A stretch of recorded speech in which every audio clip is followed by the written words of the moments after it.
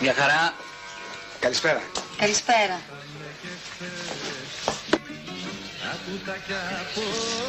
Ώστε λοιπόν εδώ βρισκόμαστε. Ωραίο το μαγαζί, δεν έχω ξανά.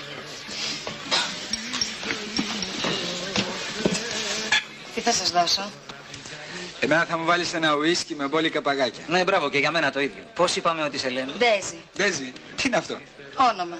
Ντέζι, σε βάφτισε ο νονός σου? Δεν λέμε τίποτα άλλο. Να πούμε, τι κάνεις τα βράδια? Σπίτι. Το παίζεις στο δίσκο. Άστα, εντάξει. Αφού ξέρω ότι παίρνετε. Ντέζι. Τώρα.